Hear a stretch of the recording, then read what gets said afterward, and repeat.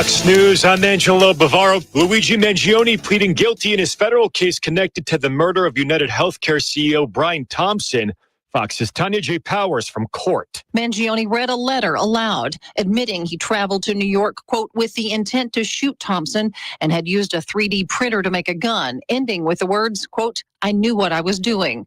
Mangione faced federal stalking charges in Thompson's shooting outside a hotel on a New York City street in December 2024. Sentencing is set for December 18th. Mangione has pleaded not guilty to New York State murder charges. Tropical storm Lala is predicted to become a hurricane Saturday as it nears Hawaii. We already have hurricane warnings south of us on the Big Island where the first impacts are expected. The mayor there says evacuations are a part of the conversation. Fox Weather's Katie Byrne. America is listening to Fox News. The Hill City Howlers are here, and the gear is ready. Caps, tees, hoodies, and more, all rocking the brand new Howlers look. And that's not all. Luchadors and Poison Apples merch is in the mix too. One place, every drop. This is year one. Get the collection you'll be telling people you had from the start. Shop it all at howlers.milbstore.com. That's howlers.milbstore.com. Howl out loud. When a child is struggling with their mental health, the adults around them can make all the difference. Parents, teachers, coaches, anyone who shows up in a child's life. Because in those tough moments, kids are looking to the grown-ups around them for support. If you're at school having a bad day, you just don't want to do anything. I just get these thoughts like, do better. All my little emotions in my head is just running crazy. I don't know what to do. As a teacher or coach, do you ever feel overwhelmed? He's just in tears in the huddle. I was like, what's wrong? And he's just like, I'm just so frustrated and I didn't know what to do. None of my undergraduate studies talked about mental health. Teachers need tons of help. That's why the Kids Mental Health Foundation provides free expert-developed tools and resources to help adults support the kids they care about. Having those resources is the same as the CPR class to me. We're trying to save a life here. Because when adults feel supported, kids do too. Kids Mental Health starts with us. Find free resources at kidsmentalhealthfoundation.org. The number 3, one of the most important and powerful numbers on so many levels. And for your wallet, it's powerful at InstantRadioDeals.com. Enter the promo code FIRE at checkout for 33.3% off the list price of select items. Liberty Flames individual game tickets, Liberty Flames season tickets for the upcoming football season, and Hill City Howlers skyboxes and general admission with a $10 food voucher. All through the end of August. 33.3% off the list price of those items when you enter the promo code FIRE at checkout.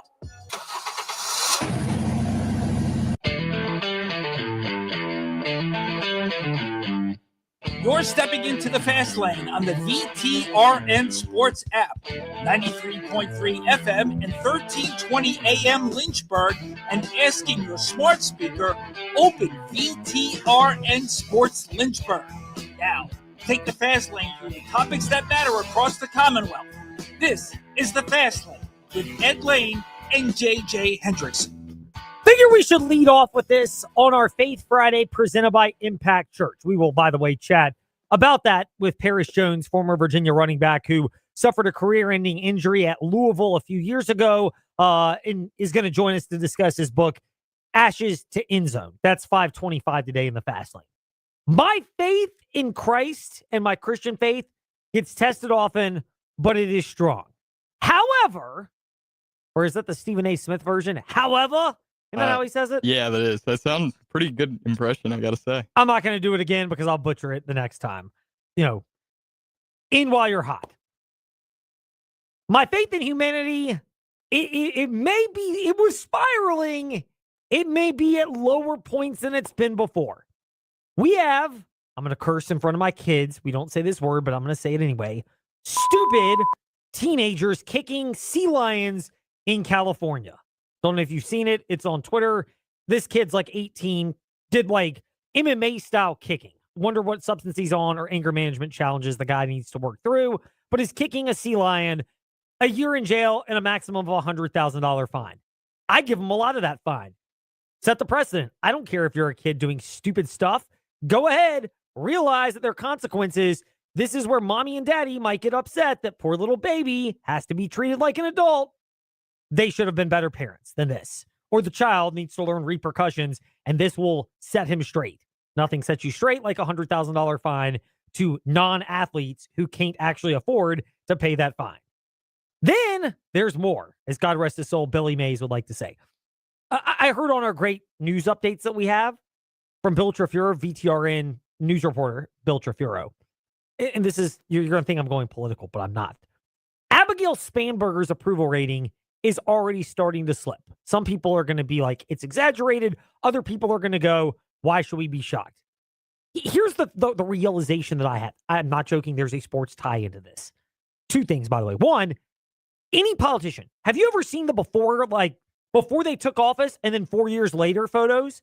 Almost all of them look like they've been working in a meth lab. Like, they all look like they have just aged profusely and are like the 30-year-old meth addict who looks like he's 65 because, well, unfortunately, that's what chemicals like that do to you.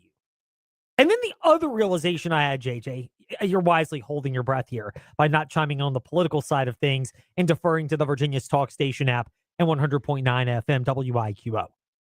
This is the other one. There is a sports-related tie-in, I promise. I get the impression that the way people treat politicians and the way it actually goes is like the way New York Jets fans treat their new coach and the way it goes. They cycle around all the time. Everybody is convinced when their person gets elected, this is going to be the one. And then almost always 2 years and certainly 3 to 4 years into their tenure, the approval rating plummets. And this is not a Republican or a Democrat thing. It is like a carbon copy of the New York Jets. Jets fans, new coach. This is going to be the one. A year in, you become skeptical. 2 to 3 years in, you're cynical and you're looking for a new candidate. And the cycle just keeps repeating itself. I get the impression that whether you're a Republican or a Democrat, this is the cycle that you have signed up to be a part of in the world of politics. Yeah, Ed, I got to say, if we're at a point where you're comparing our country's politicians and politics as a whole to the New York Jets, I feel like that shows we're not in a great spot right now. And look, I'm doing it for the local level and the national level. So we're getting on Democrats and Republicans. We are an equal opportunity offender here in the fast lane. But wait, as God rest his soul, Billy Mays would say, that's not all. So I thought I was ready to start with, and we will get to, one of the more ridiculous stories with Jayden Daniels, Commanders quarterback, your guy, JJ, in a moment. And I thought that was going to be the other one. So I'm reading this article in The Athletic. On Buster Posey, former Florida State baseball star, he won 3 World Series with the Giants, legend until he took over basically leading their president role, team operations deal. And, all of a sudden, we're not here to discuss the issues, but I'm going to read the quote out because, again, I thought my faith in humanity was getting a low point when I saw the kid kicking the sea lion and the revelations were coming about politicians and the Jets. And then on top of that, I'm reminiscing about Jayden Daniels and how ridiculous he, or shall we say, his mom, reportedly, and his agency are acting. And then there's this quote. Quote, lack of fundamentals is a league-wide problem in Major League Baseball, but incidents in which San Francisco Giants players did not know the correct number of outs or cover the right base reflect poorly on their manager and new coaching staff. We're going to pause right there. Covering the right base, that's a team schematic thing. I can't talk about that. You mean to tell me you play in a Major League Baseball venue and you don't know the correct number of outs? Yo, I don't care what position you play. They have them on the outfield, on the sidelines, behind home plate. They almost always list. We were just at a Major League game about a month ago in Baltimore. And everywhere you look, they list balls, strikes, outs, score, and the inning in which you're playing. Yo, if you don't know the number of outs, why do you need to look at your manager? Look up. Just check out the scoreboard. It's around you everywhere. This is not like the reduced speeds in speed trap cities in the South. You probably know what I'm talking about. Shout out to Boone's Mill, among other places, where they quickly put it there. It's discreet, and then they've got the cop waiting just to nab you. It ain't like that. These are modern state-of-the-art facilities, and you don't know the number of outs. I am up to my head in ridiculousness and lack of faith, not in Christ, it's still strong, but in humanity Absolutely. And we haven't even gotten to Jaden Daniels, who takes the cake on all of this. Yeah, not knowing the number of outs as an MLB player is absolutely inexcusable. Not only, like you said, is it listed everywhere, but I know from a young age, baseball players are ingrained where after every play, the infielders, they hold up the number of outs. They say 2 outs, 2 outs. You always have to be aware of how many outs there are. And to be doing this for the San Francisco Giants, like, are we serious right now? We're talking about Major League Baseball players. And if it gets to the point your president, Buster Posey, has to come out and scold you and say it reflects on management, like, what is going on out there, man? They just got some new prospects like Marcelo Meyer from the Red Sox. They made some good moves at the deadline, but hearing something like this, what are we doing? I am amazed that this is happening. We're talking about modern facilities and operation. Like, we'll use a local example. If a kid from Brookville, JF, Glass, Heritage, LCA, Amherst, Liberty, or Rustburg, we covered the whole Seminole District, see what we did there. If one of them is in a game and forgets how many outs there are, I can give them a free pass and forgive them. One, they're kids. These are professional athletes. I don't care if some of these pro athletes are in their late teens and early 20s, to whom more financial rewards and status are given, more is expected. Also, all those schools that we just rattled off play in the Seminole District. These are not major league facilities with state-of-the-art scoreboard technology on every single angle, reminding you of how many outs there actually are, which is why this is patently absurd and inexcusable. Meanwhile, speaking of ridiculous and inexcusable, your guy, Jaden Daniels. You're shaking your head, JJ. Can I give a quick refresher before we get the explanation on your shaking your head? Of course, Dad. Go for it. So Jaden Daniels. All right. I wake up. I don't, when I go to bed, backstory. When I go to bed, I leave the phone downstairs. Go up, read to the kids, put them to bed, go to bed, wake up, usually before 5 in the morning. So, I don't sleep, usually it's 10-ish, 9, 10 at night, somewhere in that ballpark. Wake up before 5 in the morning. And the phone is not with me. I'm not getting a lot of sleep. Got to make it count. I check the phone. And I'm wondering if I'm still in that cobweb stage of waking up, trying to get going. Because I see the tweet that is out about Jaden Daniels, that he is, quote, informed LSU it can no longer use, let me rephrase this, an attorney representing Commanders quarterback Jaden Daniels informed LSU that it can no longer use his name, image, and likeness, and said that he, Daniels, felt, quote, profoundly disrespected, end quote, after LSU allowed cornerback DJ Pickett to wear his former number 5 jersey. This is what we're getting worried about. This is what happens. And look, I can believe that this may not be Daniels. There's a lot of smoke out there that Daniels' mom is, kind of the Ball family version. She's the female version of LeVar Ball. Overbearing, involved in her child's life to an excessive extent. Again, these are other people's reports, not mine. Take it for what it's worth. Tennis has this problem repeatedly. There are players like Stefano Tsitsipas as an example. He finally fired his dad as his coach, but you have them around when they are fanboys and not in your best interest, maturity-wise. That's a problem. At some point, you need to be a big boy and tell mommy and daddy that they're your mommy and daddy forever, but that they are not ones that are going to determine what is in your best financial interest. That's part of growing up. Someone showed me this story of the lion, how like the young lion cub grows up and eventually they have to back down their dad, and their dad, we don't have to get this graphic with people, of course, but the dad goes off in the woods and dies because he realizes it's his time and it's time in life for the new cub to take over because the cub has to grow into a grown-up. This is kind of the same thing here. Maybe an appropriate analogy for former Tiger, Jaden Daniels. Because Daniels released a statement. I love it, by the way, when a statement is released, not speaking on the matter or taking questions, but you're releasing a statement as though somehow that's going to quell all the noise. Daniels said, quote, I've been locked in on training camp, and that's my number one focus.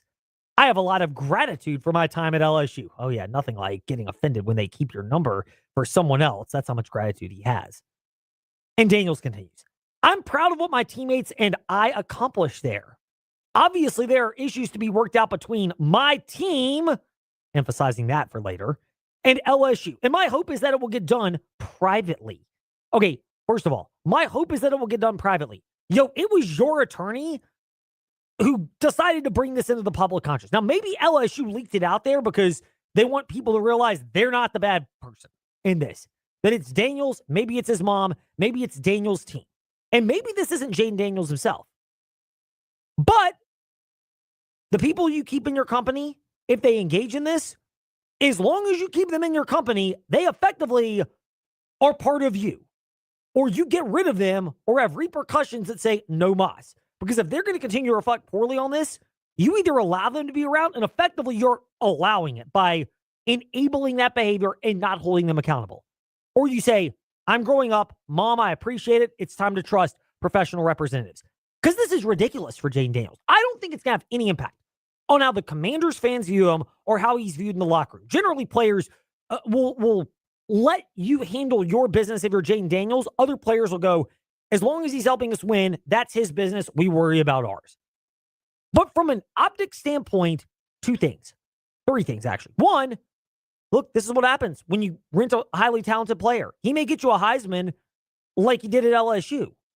But clearly he's not focused on real loyalty to LSU because he transferred in from Arizona State. This is kind of the modern mercenary athlete at work here. Maybe not the athlete himself, but their family pulling the strings and the athlete not knowing how to stand up to them, or the family and people in the family providing the right perspective of, hey, we're going to get paid, but we're still going to be loyal to our school and brand. Everybody's got to get there as I get to an extent. But the other thing is this.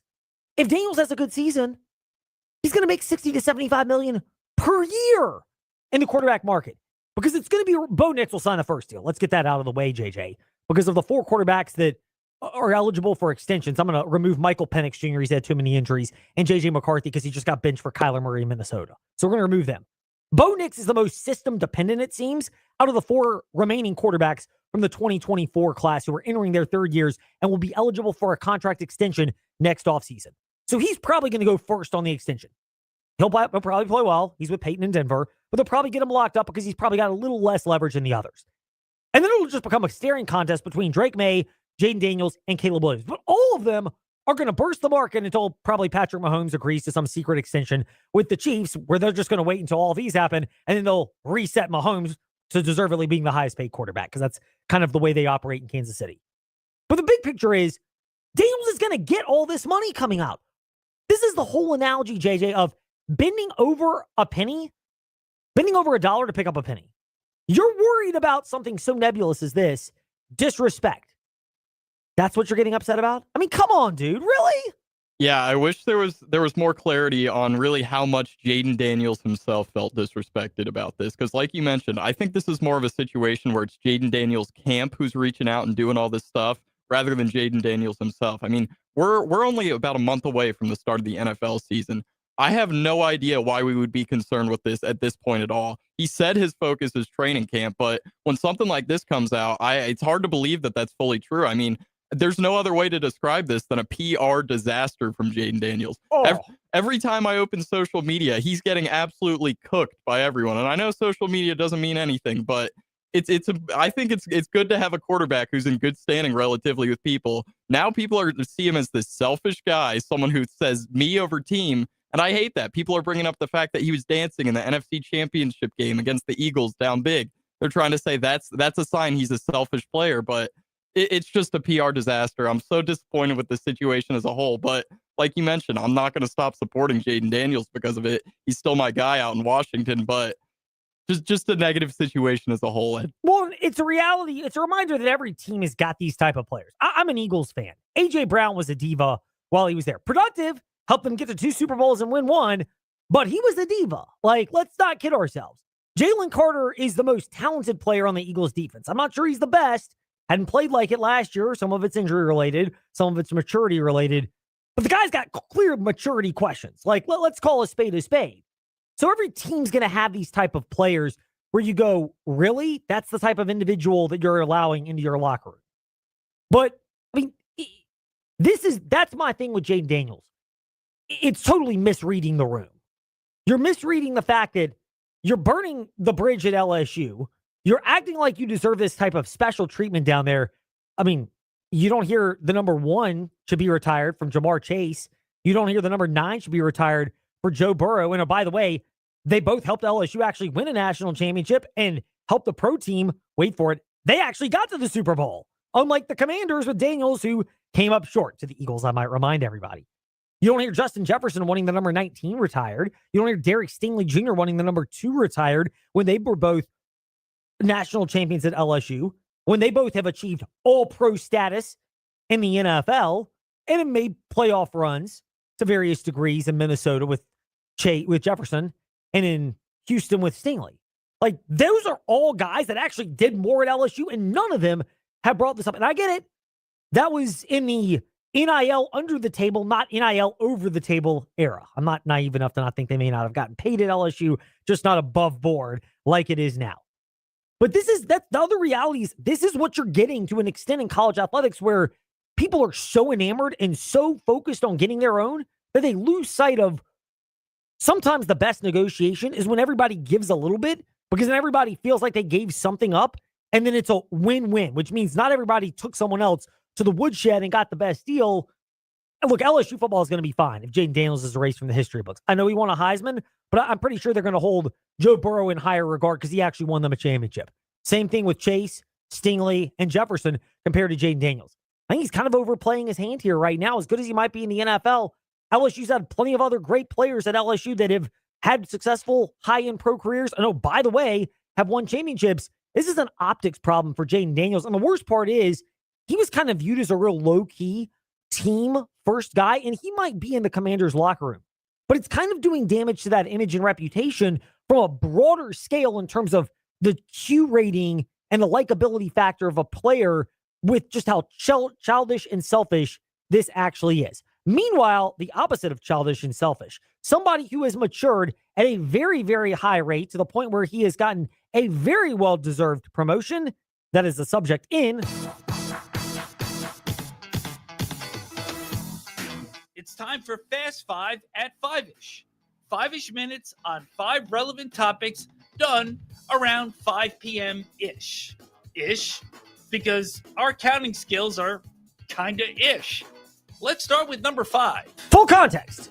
It was announced yesterday that Zach Mackey, who has been the voice of Virginia Tech men's basketball, has done their pregame, halftime, and postgame show coverage for football. He is leaving to take a job with the Big Ten Network, which has opened the door for Evan Hughes, who is now the new director of broadcasting, taking over for Zach Mackey at Virginia Tech. If you talk to any of us at the Virginia Talk Radio Network, almost all of us think very highly of Evan Hughes. We got in kind of on the ground floor in terms of speaking with him back when he was a student at Virginia Tech and was doing work with TechSideline.com and our friends over there. I cannot think of somebody who is, at such a young age, as mature as Evan Hughes is, gets the description of the job, has paid his dues at Virginia Tech from doing baseball and women's basketball, growing into this role, and has a passion for it. There's probably still some rough around the edges work to where it may be a couple of years before he's ready to take over in like a Bill Roth type role. And I'm not saying Bill Roth is ready to step aside. That's for Bill Roth and Virginia Tech to determine on their end. But the ascent of Evan Hughes is extremely well-deserved. He is as nice and thoughtful and considerate as everybody else would think he is. And look, I'll call it what it is. He's a prodigy, like in terms of his talent. They have put out the J.J. Hendricksons and the Trey Lyles of the world at Virginia Tech's School of Broadcasting, among many other great people, David Cunningham, among others that you've heard in the fast lane. Evan Hughes is the most naturally gifted out of all of them. No offense to you, no offense to Trey, but Evan Hughes has got such a natural gift. And for someone with that level of gift, look, you've probably seen it in media. I know that. Some people are gifted and they let you know it. Evan Hughes is as humble as it gets. I cannot think of somebody more deserving. Super happy for him. Yeah, I'm really happy to see what he does with this opportunity. Like you said, every time I've ever interacted with Evan, he's just come across as nothing but a positive, great person. He genuinely cares so much about every sport he covers. He goes so in depth with it. Like you said, he's a prodigy. I mean, he's one of the best guys out there in media right now, and really his career is still just getting started. Number 4. Back to bad news in the NFL. Dorrance Armstrong of the Washington Commanders suspended for a game for violation of the behavioral policy, personal conduct policy in the NFL. 8 games for James Pierce Jr. in his, alleged incident with his girlfriend down in Atlanta. That's a guy, by the way, speaking of baggage from college at Tennessee, apparently had some, clearly following him to Atlanta. there have been a number of other situations like this. This is kind of the day where the NFL has gathered all the facts and is ready to start levying punishments on players. They can participate, by the way, in training camp, what's left of it, and in preseason games, but they're suspending them for the regular season matchups, which matter the most. Look, I look at it on a broader level. It's more the collection of off-season behavior. This is where we're starting to get all the discipline that comes down. Yeah, I was really disappointed to see the Dorrance Armstrong suspension. I mean, I know it's only one game, but this is a guy who hasn't played since week 7 of last year when he tore his ACL. He looked really good in those first 6 weeks, but they really missed him when he went out. I mean, the pass rush was non-existent. And with regards to James Pierce Jr., I'm kind of surprised it was only 8 games, Ed. I don't know how much you saw about that story, but I was shocked by some of the conduct and some of the pictures that came out of that. James Pierce is not a guy I would feel very good about having on my football team, despite how talented he can be. You know, speaking of, by the way, Number 3. there are also reports that are out that Terrion Arnold might sign with the Seattle Seahawks in light of his legal troubles that have popped up. There's a clip from Hard Knocks this week that shows the Seahawks who are looking at ways for the 23-year-old to be able to play in the preseason. There are a couple things. One, it's a pretty severe case that's out there in terms of burglary and kidnapping. Again, I know you may feel disrespected. Probably, this is, by the way, the way he's handling this is even worse than Jaden Daniels' LSU disrespect. You're going on the scales here.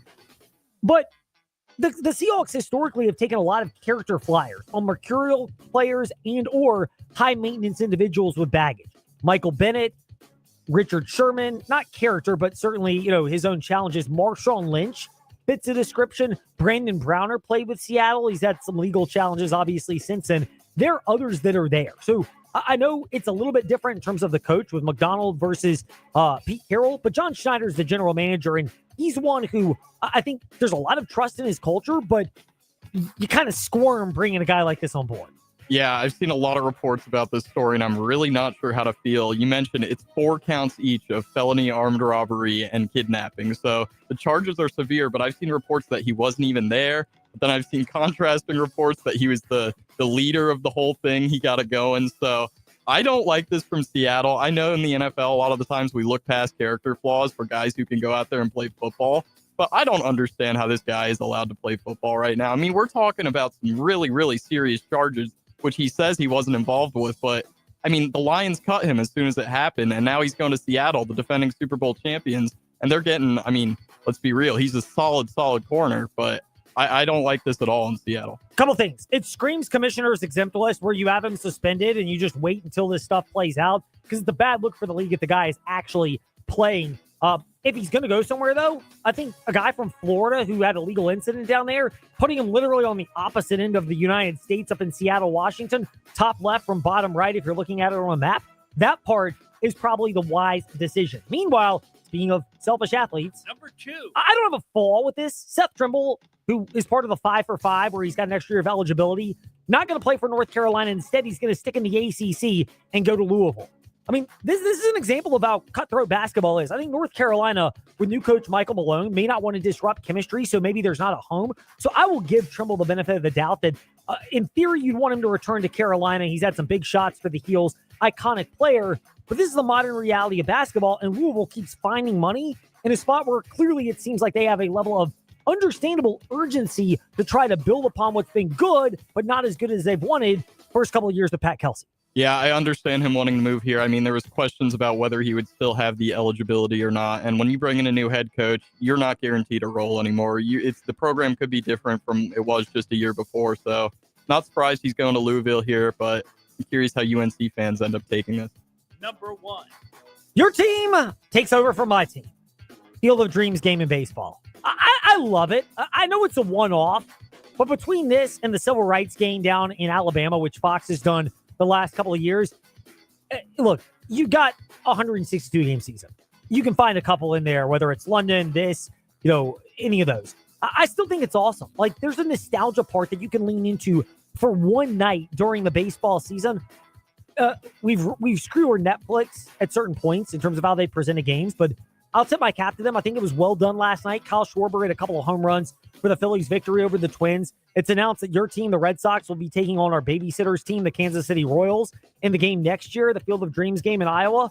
I just think it's a fun atmosphere. The players lean into it. The fact that they like it and embrace it, I give a hat tip to baseball. Of course, I say all this to say that Red Sox Royals in 27 might have to get deferred another year if the labor strife lasts as long as people think of it. Yeah, I love the Field of Dreams game as well, Ed. I think it is absolutely great for the game of baseball. I mean, I'm thinking back to the first game they had between the Yankees and White Sox, and Tim Anderson hit that walk-off homer. That's one of the most memorable moments in recent MLB history for me. And let's keep in mind, that was just a random game in like July or August. I mean, not random because it was Field of Dreams, but it was one of the 162 regular season games. And I know that grows stale for a lot of people. So anything to keep fans engaged and excited about regular season baseball, I'm all for it. When we return in the fast lane, speaking of Louisville, the ACC connections to Louisville, not quite North Carolina to Louisville, but Virginia to Louisville. Somebody who would have probably considered Louisville a rival, now indebted to the folks over at the University of Louisville. He'll join us for our Faith Friday presented by Impact Church Forest. Former Virginia running back and now author Paris Jones steps into the fast lane next on the VTRN Sports app and asks that smart speaker open VTRN Sports. Hey, small to medium business owners, if you're frustrated with slow IT support, high costs, or paying for services you just don't use, it's time for a change. Hi, I'm Colt with We Fix Stupid Computers. We provide reliable on-site and remote support tailored for businesses just like yours. And we go beyond just fixing problems. We empower your staff with real technology so they can work smarter every day. From repairs to training to full IT support, we save you time, stress, and money. Call We Fix Stupid Computers, 434-525-8590, where smart support meets real savings. Lunchtime just got an upgrade. Stop by Makadu for our $8.95 weekday special and grab a legendary sandwich at an unbeatable price. Choose from your favorite classics to Coney Island, Betty Bob, Ragtime, or Stogie. Classic sandwiches packed with savory meats and flavors in between fresh bread. Make it a meal by pairing your sandwich with a sidekick, a warm cup of soup, or crispy chips. Great food, cozy vibes, and the best deal in town. It's time to share great food and fun. Just to be there the only one. Just to be there at Market Dues. We'll see you at the Dues. Summer is here, and there's no better time to find a place you'll love to call home. Whether you're looking for a cozy apartment, spacious townhome, or a quiet single-family home, Brownstone Properties has options designed for your lifestyle and budget. Enjoy the season with comfort, convenience, and peace of mind. Don't spend another summer searching. Let Brownstone Properties help you find your perfect home today. Visit brownstoneproperties.com or call 434-385-1025. Brownstone Properties, where home is at the heart of everything we do. Edge of your seat drama, the thrilling pursuit of victories and championships. From the premier NASCAR series to local racing, visit frontstretch.com for your true inside access. We don't just report the news, we live it. From insightful articles and captivating podcast commentary, frontstretch.com opens the gates to the NASCAR pits, track, and corporate suite so you can get closer to the garage than ever before. Frontstretch.com, fast, fearless, focused on racing fans. The number 3, one of the most important and powerful numbers on so many levels. And for your wallet, it's powerful at InstantRadioDeals.com.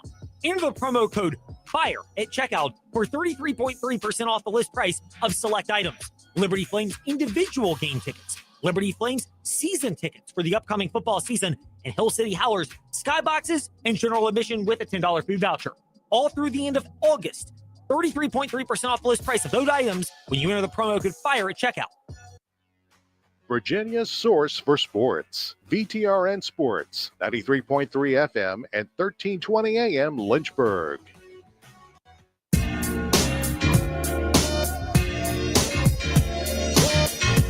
Come join the chat or give us a piece of your mind.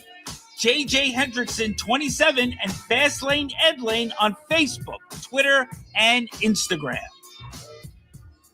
Ashes to End Zone, the fight for identity, faith, and a brighter future.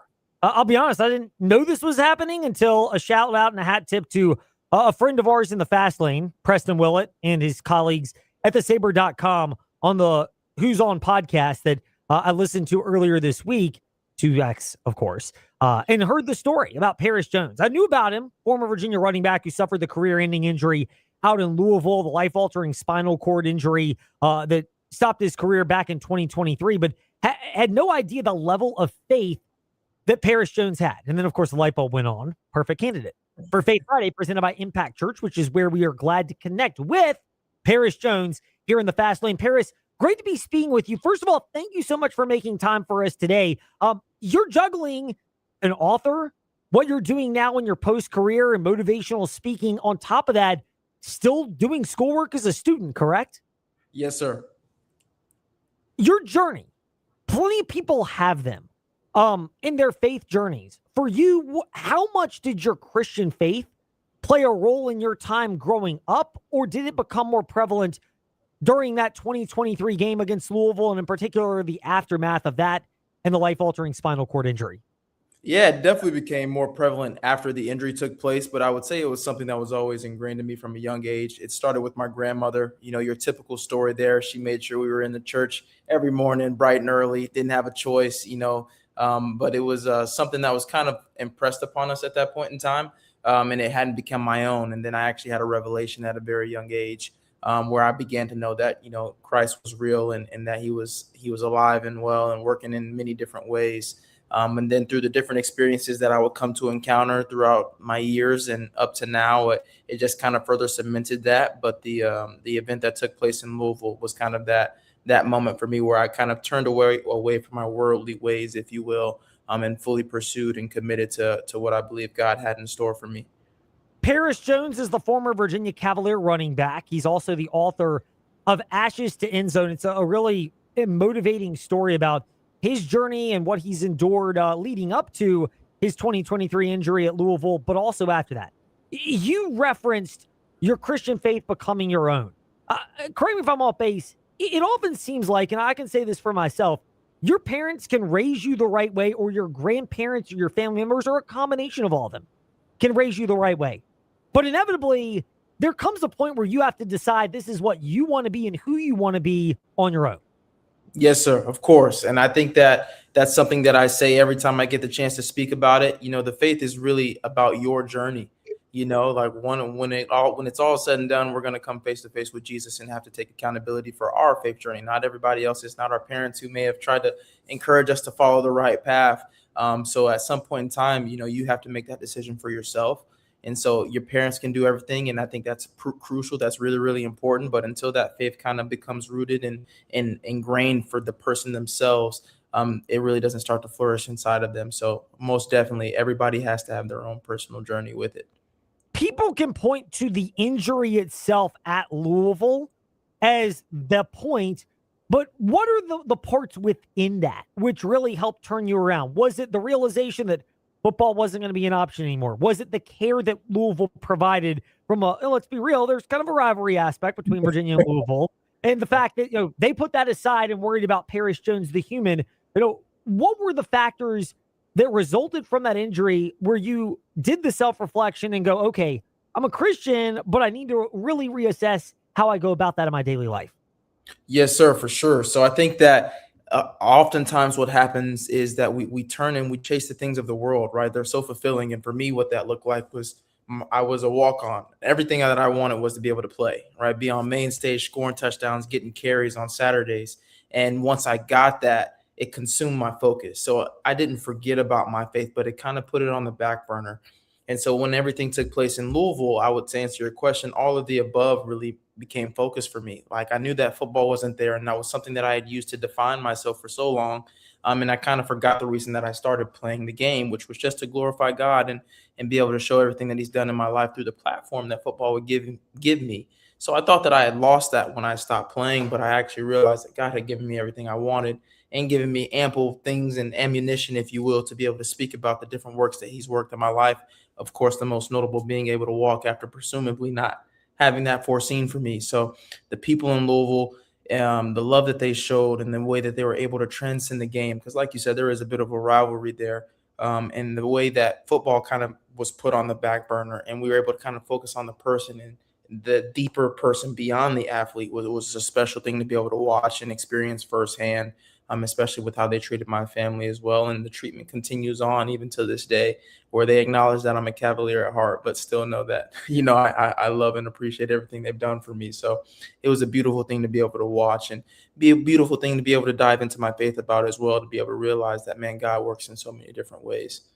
How much did the accident and the aftermath of it reinforce to you? And we're chatting with Paris Jones, former Virginia running back. He's the author of Ashes to End Zone, a book about his journey before, but especially after his injury in Louisville. How much did that strengthen your Christian faith in terms of understanding that, your acts aren't going to get you into heaven, but they are designed to be a reflection of who you are, and maybe prompting you, Paris, to take more accountability for how you view people, how you see people, and how you carry yourself daily? 100%. So I'm a firm believer that our task here on earth is to try our best to emulate what Christ did and how he lived his life, and do that in our day-to-day actions, and treat people how he treated people in love, and be graceful the same way that he did. And so after that injury, I really focused on those things, because in a way that was all I was able to do. Right? I didn't have any physical capabilities at that point in time. Like, I could walk around and do things eventually, but for the most part, I was kind of physically limited. So I had to think about different ways that I could be able to inspire and impact people's lives that had nothing to do with something physical. I couldn't go run a football, I couldn't go bench or squat or do anything of that nature. It was about, my words and what I was saying and what I was able to kind of give of my experiences to help somebody else in their own personal journey, to hopefully point them back towards the Lord. So it was a crucial moment for me to be able to turn back and say, okay, I want to be able to emulate what Christ looked like. And someone told me a quote that they say, you might be the only Bible that someone gets the chance to read. So make sure that, they read the appropriate version. And I emulated that in every single day moving forward since the injury up until now. I want to make sure that everybody I encounter, they're able to see a glimpse of what the love of Jesus Christ and the love of God looks like, and what his grace and mercies look like, and how fruitful a life of following him can be. And so that's what I try to embody. You've referenced, Paris, the walk-on to running back and starting running back at a Power 4 program at the University of Virginia. How would you advise somebody who's going through that balance of using the chip on your shoulder to be a better athlete or be better at whatever their craft is, but also not letting that become their identity as opposed to who they are as a Christian and who they are as a person? Yes, sir. So I would say to that, just remembering why you started doing it in the first place. And also remember, what got you there and who got you there. More importantly, I think that was a big thing for me, was that I kind of lost sight of that, because you get caught up in the bright lights and everything of that nature. And it kind of at times makes it harder to keep going, because you forget that. Most people burn out not because of what they do, but because they forget why they're doing it. So just kind of reinforcing and keeping that at the forefront of your mind while you're pursuing what you're pursuing, why you started pursuing it in the first place. And being able to fall back on that is a huge motivator and a huge grounding factor as well, to make sure that you don't, get too big inside of your own head, and you stay where your feet are. Paris Jones, former Virginia Cavalier running back. He's written the book Ashes to End Zone, The Fight for Identity, Faith, and a Future Bigger Than the Game. How much did you believe beforehand, or was it after the injury that maybe helped you reframe the idea of being an athlete as, you should be a Christian who happens to be an athlete, as opposed to an athlete who happens to be a Christian, if that description makes sense? Oh, it makes perfect sense. And I think that it most definitely was cemented after the injury once again. I'm a firm believer that the Lord had to sit me down to be able to open my eyes to things that I wouldn't have been privy to prior to. Like I said, I was always faithful, always a believer prior to the injury taking place, but I wasn't living in it in the way that I should have been. And to your point, I was much more that athlete that was a Christian, as opposed to the Christian that was an athlete. And now after that, I try to give that information to as many athletes as I can speak to, that, your faith is your foundation. That's what you build from. You don't build from being an athlete, because that's going to go away at some point in time. Your faith is always going to be there. It's unchanging. It doesn't matter what stage of your life you're in. It's always there.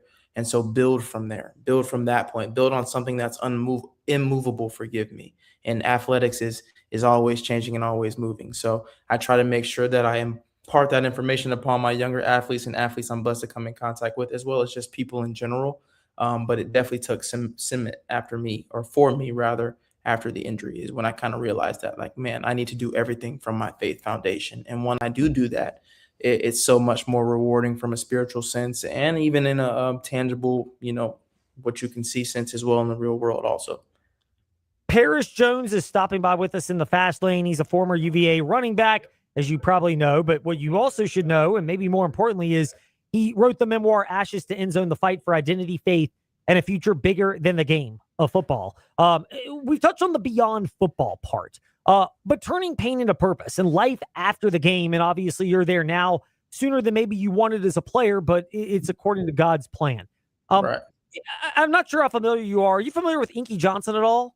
I am. Yes, sir. Okay, good. So you'll get the reference because he always says, I wouldn't change what happened, even though it took away the game, because it may be who I am and I wouldn't have the reach that I am today. And I'm paraphrasing it, but essentially that's the case.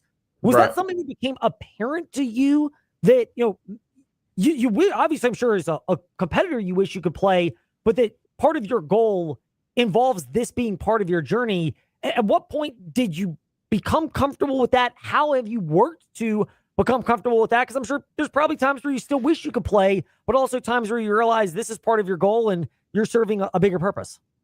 100%, man. It's once that's inside of you, it never goes away. Once you're a competitor, you've been in any competitive space, you're always going to be a competitor. So that's always going to be there. But to Inky's point and your point, man, like I wouldn't change anything, like I really wouldn't. It's something that pointed me in the direction that I'm going in now. And when I get up on stage, especially when I'm speaking to younger kids, they ask that all the time. Oh, can you still go play? Like, don't you want to go play? And I'm like, I do. But the person that I'm becoming that's standing in front of you guys today is nowhere near the person I would have been had I been able to continue playing football. And I'm a firm believer in that. And being able to serve and perform for God's glory is so much more fulfilling than scoring touchdowns. And I mean that. Now, I miss it. Don't get me wrong, but it pales in comparison. So it's definitely something that never goes away, but it also is something that once you start living for the Lord, man, your life changes in a way that's almost indescribable. And something shifts inside of you when you start looking at kind of what really matters in this world. And so being able to go speak in front of kids and corporations and being able to see that aha or spark moment within their eyes, it's so fulfilling, so fulfilling. So I wouldn't change it for the world. So we'll wrap it up on this. It's a great saying. Can you run? Can you lift? Can you engage in physical activity? For the most part, what are you able to do now? Yeah, I can do everything. I can run. I run 1 mile to 2 miles every single day, still in the gym every day. I try to tell myself that I'm preparing to take, 10 carries in a game. I try to make sure I stay in shape to be able to do that for the most part. So I'm blessed by all accounts, man. I'm blessed to be able to do anything that I want to do physically.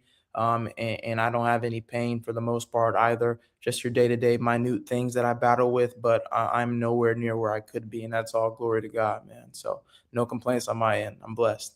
So is our guy Ahmad Hawkins tried to rope you into becoming a competitive runner now? He's made mention of it. Join, give in, peer pressure. This is the good kind. I want to see you in a race with Hawk. You, me, and Hawk all at one. I got you. We may have to make that happen. Oh, it'll be a lot of fun. Paris Jones with us here on our Faith Friday, presented by Impact Church Forest on Thomas Jefferson Road, Route 811. Paris, thank you for your time. We're grateful to catch up with you. Thank you so much for allowing us to help share some of your story today. Yes, sir. Thank you for the opportunity. It's our pleasure. Paris Jones with us here in the fast lane. And I'm going to hold him to it, by the way, about being able to run a race. If we can get him, Ahmad Hawkins, and me in one, my wife doesn't always like it when I travel far for these races, but I'm going to have to mark Charlottesville on the radar just for that unique opportunity. When we return to the fast lane, we go from Charlottesville over to Blacksburg. Fan Day, 4 to 5 p.m. in Blacksburg on Sunday. You got plenty of time to go to Impact Church, then head over to Blacksburg for that. Plus, we'll look ahead to what the season holds in store for James Franklin in year one and get thoughts on the promotion for Evan Hughes from somebody who's worked with him, Mike Burnup, next in the fast lane. Mark Dalton here with Terry Volkswagen. Get ready to fall head over heels for the perfect VW SUV. One size doesn't fit all, though, and that's why Volkswagen has an SUV for everyone. From the compact and affordable Volkswagen Taos to the tech-packed Tiguan and the spacious Volkswagen Atlas. No matter which one fits your lifestyle, you'll love the comfort, performance, and safety. Stop by Terry Volkswagen on Forest Road in Lynchburg or check us out online at terryvw.com. Terry Volkswagen. You'll love our cars. Thinking about land? Think the Farmers Bank of Appomattox. Whether it's for building, farming, or investing, we're here to help you take that next step. Our land loans offer flexible options and local decision-making you can trust because we're based in Appomattox and have locations throughout Central Virginia. Let's turn your plans into possibilities. Visit us today on Timberlake Road or the Farmers Bank branch that's convenient for you and start your journey toward owning the land you've always wanted. Plenty of large insurance companies know something. If you're injured in an auto accident, it can feel overwhelming. They've defended themselves in thousands of personal injury cases while you've never been there. Thankfully, I have. Hi, I'm Dustin Rosser with Trost Law. I began my legal career defending insurance companies before joining Trost Law. I know how insurance companies think and how to navigate the complex legal system. So if you're injured and need someone to fight for you, just call me at 777-HURT and visit trostlaw.com. When you walk into Haley's, you see the size and selection of a big box store. Over 19,000 square feet of appliances and mattresses. Leading appliances like KitchenAid, Whirlpool, Maytag, Genair, Speedqueen, GE, and Monogram. And mattresses like Sealy, Serta, and Tempur-Pedic. So what's the difference? A family, locally owned business. And a staff committed to servicing you over the entire life of the product. That means before, during, and well after your purchase. Visit Haley's today, just off Ward Road in Lynchburg. Haley's, quality that counts. Almost half the vehicles on the road have visible body damage. Those cars look ugly, embarrassing, and even unprofessional. If that's your car, why live with it? Get Mako. At Mako of Lynchburg, they'll work with your insurance company or coordinate out of pocket, because living with damage to your car is annoying every day. Don't live with the uh-oh. Get Mako. Mako of Lynchburg on Kemper Street.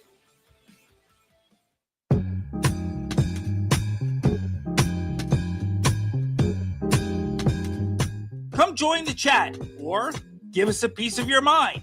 JJ Hendrickson 27 and Fastlane Ed Lane on Facebook, Twitter, and Instagram. Couple nuggets. First of all, got to keep mom happy. So happy birthday to you, JJ, because I don't want to get on your mom's bad side. That's a bad thing.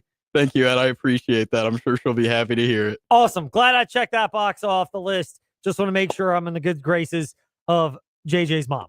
Also, speaking of good graces, he's been in ours for a long time, but now he's moved his way up at Virginia Tech. Evan Hughes, named Director of Broadcasting for the Virginia Tech Sports Network.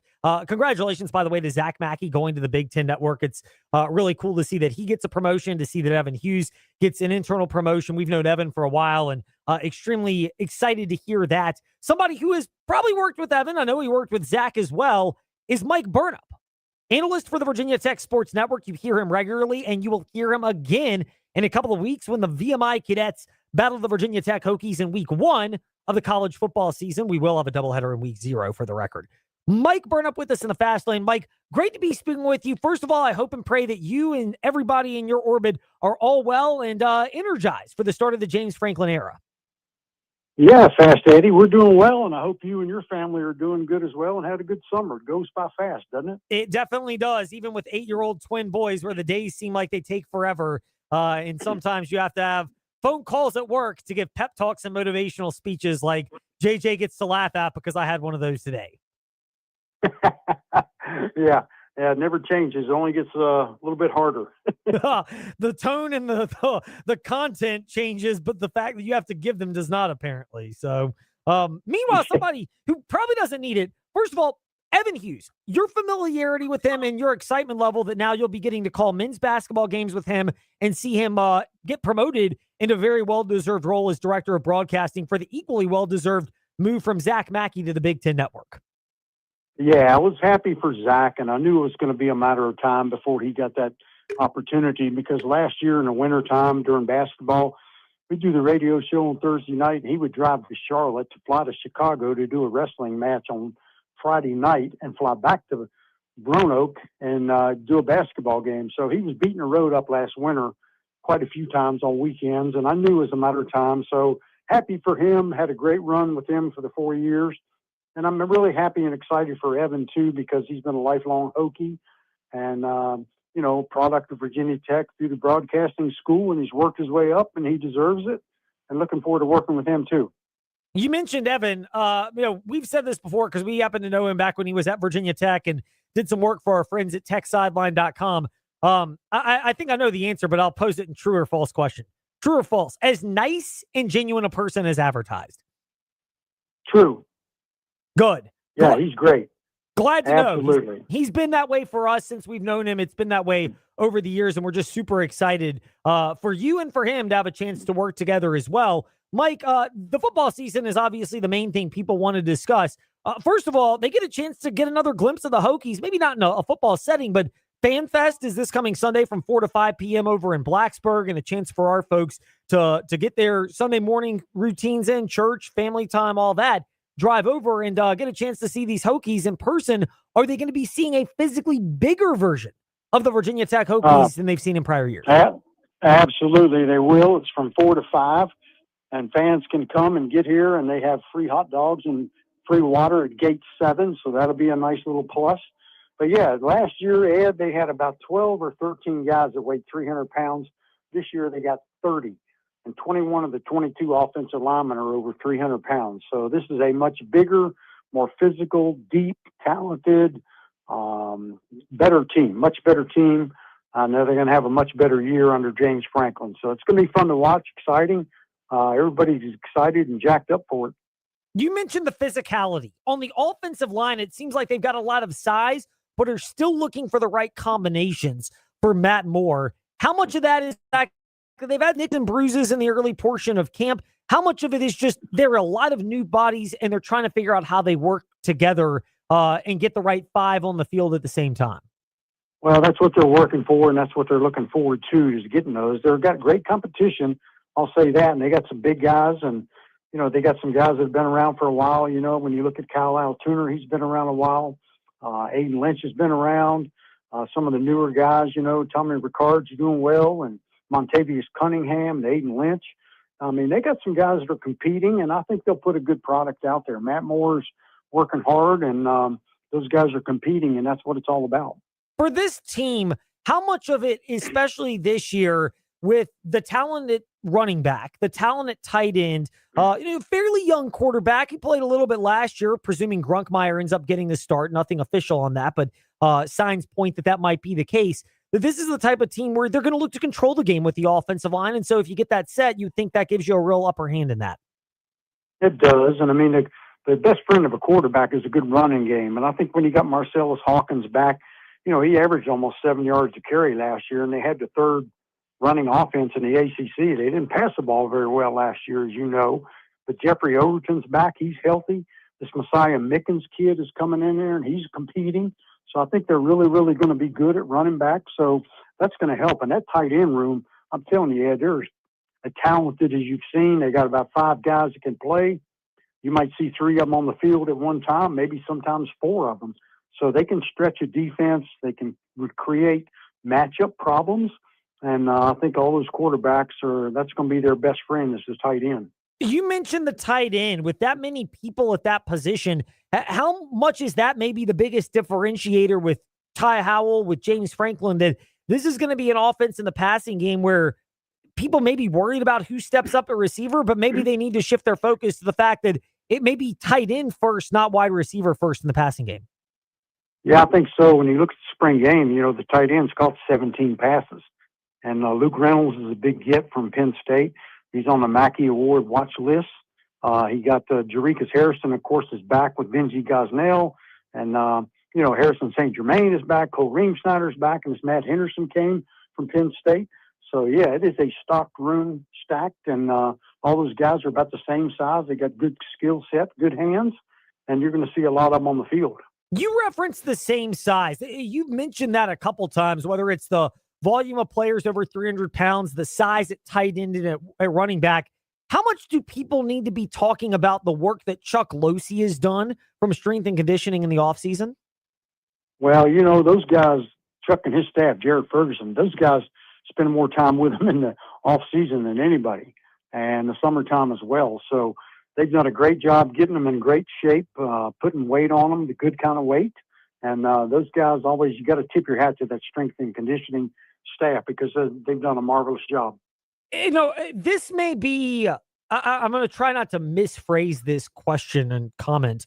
With Mike Burnup, Virginia Tech Radio Network football analyst, you'll hear him on the call of Hokies games in a couple of weeks when they take on VMI and throughout the football season.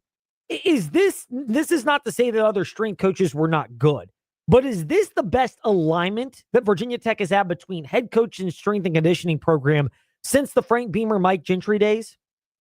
It could be, but I mean, a lot of it boils down to the players. We don't know how good this team is going to be. So the jury might be out on that. But yeah, they are a great staff, and they've done a marvelous job. And the athletes are better. You know, you got more 4-star guys here than before because the payroll has gone up, right? So it's not any knock against Brent Pry or his staff or Justin Fuente or his guys. It's just there's more money in the portal and more guys in the portal, and they got better team than they've had in the past. What a world where, I mean, look, the resources literally tell the story on what you can afford to put out on the football field and the caliber of product. Mike, we've touched on the offense and deservedly highlighting the tight end position because there are a bunch of people aspiring to Mike Burnop's status as premium tight ends in Blacksburg at Virginia Tech. But we will potentially begrudgingly shift to the defensive side of the ball. Brent Pry, how much just the fact that he can just focus on defense, is that going to be an asset to this whole defensive unit? I think so. I mean, that's what his forte was. James Franklin trusts him.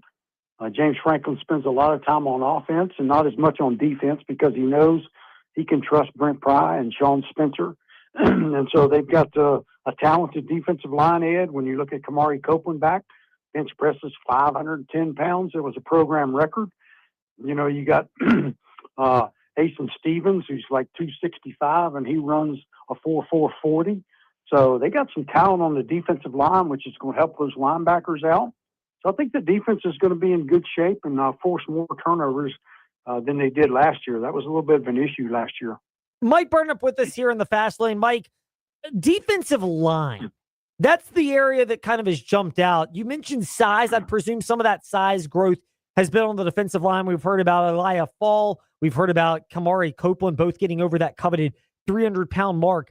Is there enough size to be able to endure the grunt of this season and for Virginia Tech to still have viable defensive line rotation pieces when you start getting into October and November? Well, I think so. I think they'll have enough depth. I mean, it's been when you look back at the best teams that Virginia Tech has had, they've had about 8 guys on the defensive line that can kind of rotate because you got to keep them fresh, Ed. You got to be able to rush the passer and create havoc. And those guys go full speed all ahead. And so, yeah, you got to have the depth. They're working on it. I think it's been a real plus, you know, with guys like Jason Abbey, this Randy Enriquez coming on strong. Malachi Williams is coming on strong. So they're going to have enough bodies on defense, yes. Mike Burnop with us here in the Fast Lane. Mike, great to be speaking with you. We will wrap it up on this one. Do you have a unit at Virginia Tech where people are not talking about, but you believe they're ahead of where people would expect and will be a pleasant surprise as this season unfolds? Well, the tight end room is really stacked. So that's one you got to watch out for. And then I think, people never talk about it much, but the kicking game, John Love has been booting the heck out of the ball, Ed. He's made 54 or 64 in his career field goals, and he's never missed the PAT. And this Nathan Totten kid they got from Marshall Punning, he's a left footer. Man, the ball flies off his foot, so that's a guy you got to watch for too. So it's going to be fun. Yes, it is. Special teams back being an emphasis. That's something that certainly resonates over in Blacksburg, just like the voice for Virginia Tech athletics, the analyst that you hear regularly on football and basketball games, Mike Burnop. Mike Burnop VT on Twitter, and generous enough to give us some time today in the Fast Lane. Mike, will we see you out there Sunday at the Beamer Lawson Indoor Facility from 4 to 5 p.m.? Well, I won't be here, Ed, because I got a commitment for the Swing for a Cure at the Ballyhat Country Club, so I'll be at that. But I'll miss you and look forward to seeing you here down the trail. But that's going to be fun. Coach Franklin will be there taking pictures. Players will be autographing. And, yeah, you got free hot dogs, so you'll love that. Indeed. That will be exciting as always. And, Mike, you have a very valid reason for not being able to show up because of, swinging for a cause and for a cure. So you've got a signed permission slip to miss the event. I know all about that with my kids when they miss school. Yeah, it's a busy week. Got the Swing for a Cure, the Cancer Sunday, and Monday speaking to a Rotary Club. Tuesday I'm in Fredericksburg. So it's going to be a busy week. Mike Burnop burning it up on the highways. Mike, thank you for your time today in the Fast Lane. We are glad to be speaking with you. Prayers for safety and travel for you, and look forward to seeing you as the season gets going. Sounds good, Ed. Thanks for having me. See you, buddy. It's our pleasure. Mike Burnop with us here in the Fast Lane to chat with him on a myriad of Hokies topics on W267, BG Timberlake, WBG Man Lynchburg, WMNA, Gretna, Danville, Southside. We're back Monday, 5 to 6 p.m. More Seminole District football preview spotlights and your teams, your topics covering the Commonwealth.